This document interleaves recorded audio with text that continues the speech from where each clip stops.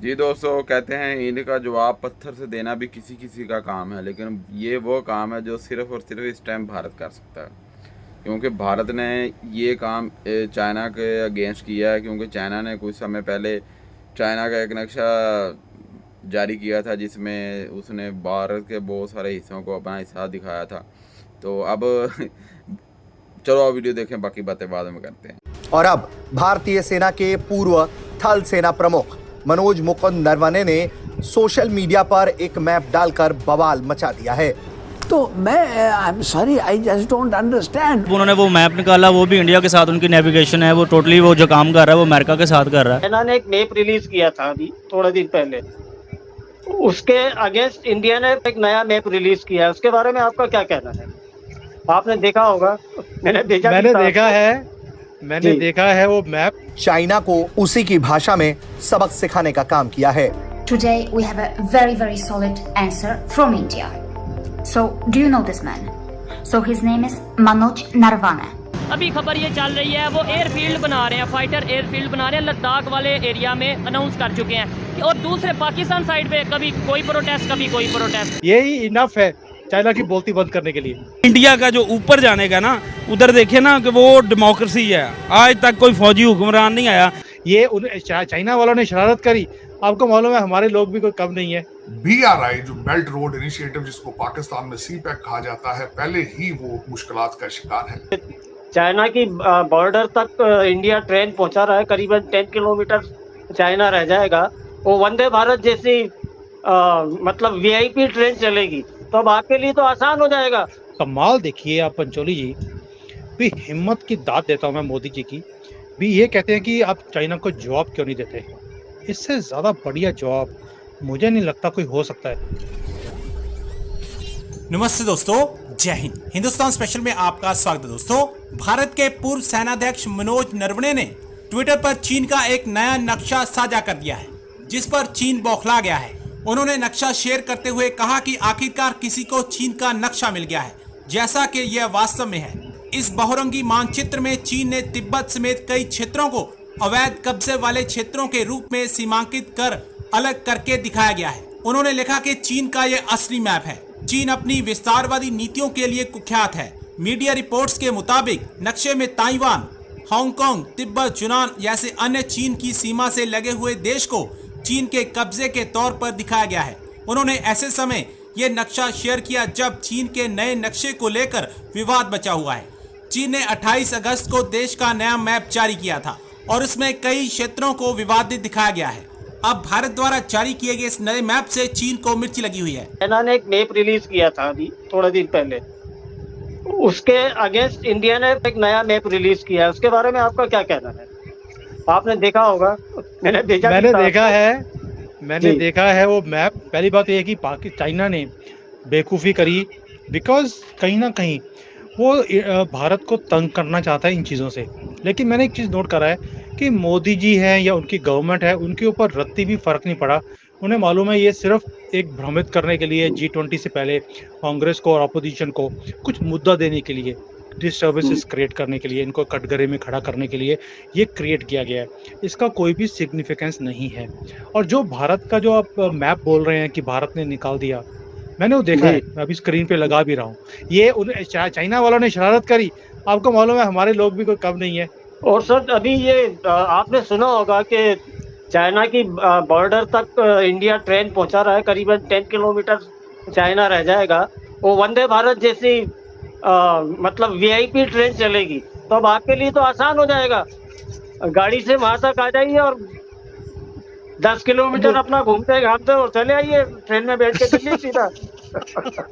मुझे लगता है मोदी जी को पता लग गया कि उनका चेला यहाँ बैठा हुआ है जिसको बड़ी दिक्कत आ रही है अपनी वाइफ को लेके आने के लिए भारत में।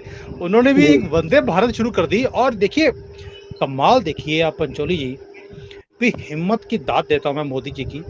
भी ये कहते हैं कि आप चाइना को जवाब क्यों नहीं देते। राहुल गांधी एंड पार्टी, जो पूरे अपोजिशन सारे चोर इकट्ठे हो गए कि आप चाइना को जवाब नहीं देते। इससे ज़्यादा बढ़िया जवाब मुझे नहीं लगता कोई हो सकता है। जितनी टनल्स हमारे बॉर्डर पे बन रही हैं, ऑल वेदर रोड्स हैं, वहाँ पे 6-6 महीने हमारे आर्मी के लोग जा नहीं सकते थे, उनको खाना पहुँचता नहीं था। अभी पूरे बॉर्डर के ऊपर अपने एयर स्ट्रिप्स बन रही हैं, मिलिट्री बेसिस बन रहे हैं, टनल्स बन रही हैं। आई एम सरप्राइज, ट्रेन पहुंच रही है चाइना की बॉर्डर तक। इससे ज़्यादा खतरनाक चीज़ कोई और हो नहीं सकती, वो भी वंदे भारत। भगवा कलर होगा ट्रेन का और वो बॉर्डर तक पहुंचेगी। यही इनफ है चाइना की बोलती बंद करने के लिए।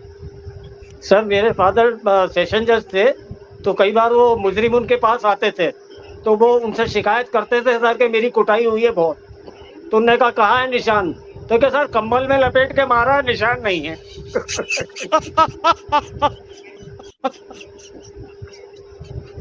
तो ये चाइना की भी मोदी जी ऐसे ही कुटाई कर रहे हैं। देखिए, मैं रहता चाइना में हूँ, लेकिन जब इनकी कुटाई होती है सबसे ज्यादा खुशी मुझे होती है, ये भी बता दूं आपको मैं। BRI जो बेल्ट रोड इनिशिएटिव, जिसको पाकिस्तान में CPEC कहा जाता है, पहले ही वो मुश्किलात का शिकार है। इसके बारे में प्रोपेगेंडा किया जाता है, बल्कि उसमें कुछ हकीकत भी है कि ये एक डेट ट्रैप है जिसमें वो भारी कर्जे देकर भारी इंटरेस्ट के ऊपर मुल्कों को ट्रैप करने का प्लान है चाइना का, जिसकी एक मिसाल श्रीलंका के सामने नजर आती है। दूसरा उनको सेटबैक ये है कि इस वक्त लोग उनसे बेजार नजर आ रहे हैं BRI से। वो इस तरीके से कि इटली ने ऐलान कर दिया है कि हम BRI का हिस्सा नहीं रहना चाहते, तो उसको काउंटर किया गया है। और जो नया शिपिंग और ट्रेन का जो प्रोजेक्ट दिया गया है उसके बारे में बताना चाहूंगा। उसके 3 जो मेजर सपोर्टर हैं उस प्रोजेक्ट के, वो सऊदी अरेबिया है, UAE है और इजराइल है। इसमें दूसरे ममालिक भी मौजूद हैं, जिस तरह भारत है उसमें। अब उसके बारे में ये बताना चाहूंगा कि ये 3 ममालिक क्या हैं, जो बड़े की प्लेयर्स हैं वो कौन है। की प्लेयर्स में से जब सऊदी अरेबिया आगे आता है, they are oil rich country, और इस वक्त जो यूक्रेन की वार का सबसे ज्यादा फायदा सऊदी अरेबिया ने उठाया है। सबसे ज्यादा पैसा उन्होंने बनाया है रशिया एम्बार्गो की वजह से। अमेरिका ने जो सैंक्शंस लगाई थी इसके रशियन ऑयल के बारे में, उसका सबसे ज्यादा फायदा सऊदी अरेबिया ने उठाया है। ये वर्ल्ड बैंक की रिपोर्ट है। और उनकी जो फ्यूचर में इकॉनमी है 8.7, जो कि हाईएस्ट रैंकिंग है, वर्ल्ड बैंक ने रिपोर्ट किया है कि उस पर वो तरक्की आगे ग्रो करेंगे अपने ऑयल रिच होने की वजह से।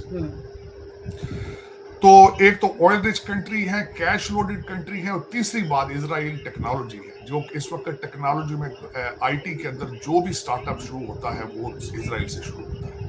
दूसरा अमेरिका का उसमें होना, अमेरिका का आशीर्वाद होना, भारत का उसमें होना। 2 चीजें हैं, टेक्नोलॉजी है और भारत की IT सेवी यूथ है, और उनकी पढ़ी लिखी यूथ भारत की एक स्ट्रेंथ है। अगर ये सारी चीजें इकट्ठी की जाएंगी तो चाइना इसको काउंटर किस तरह करेगा, ये सबसे बड़ी बात है, सबसे बड़ा मुश्किल सवाल है इस वक्त चाइना के लिए। लेकिन यहाँ पे ये मैं बताना चाहूंगा कि ये अभी तक सिर्फ एक प्रोजेक्ट है। अब इसको डिलीवर किस तरह करते हैं, इसको शुरू किस तरह करते हैं, जब तक ये शुरू नहीं करेंगे अल्टीमेटली इस प्रोजेक्ट को सीरियस नहीं लिया जाएगा। लेकिन इट्स अ वेरी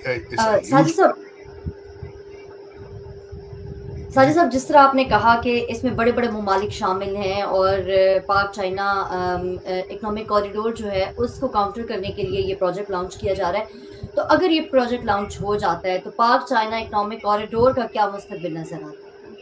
उसका मुस्तकबिल आपको पाकिस्तान में पहले ही पता होना चाहिए कि उसका मुस्तकबिल क्या है। मैं उसके बारे में बात करना चाहूंगा। पहले तो आपने $26 बिलियन उनका खा के तो पिज़्ज़े खरीद लिए। जी दोस्तों, देखा हमने कि कैसे भारत ने इनका जवाब पत्थर से दिया, और मज़ा आ गया यार वीडियो देख के।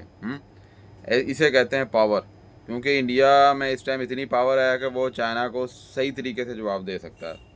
और पाकिस्तान या दुनिया के दूसरे छोटे छोटे देश जो हैं वो इस चीज़ को अफोर्ड नहीं कर सकते जो चीज़ इंडिया अफोर्ड करता है, क्योंकि इंडिया के पास इस टाइम इतनी बड़ी पावर है। वर्ल्ड की 5वीं बड़ी मईशत है इंडिया, तो जिस वजह से इंडिया इस टाइम बहुत स्ट्रॉन्ग पोजीशन में है। और जो कोई देश इंडिया के ख़िलाफ़ जाता है, इंडिया उसको उसी की ज़बान में जवाब देता है।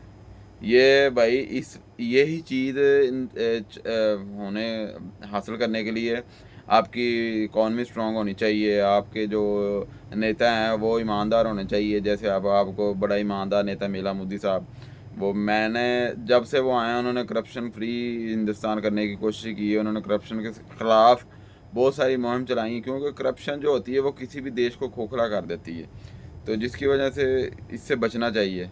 लेकिन मैं कहता हूँ धन बड़ी अच्छी बात है। बाकी आपकी क्या राय है इस बारे में?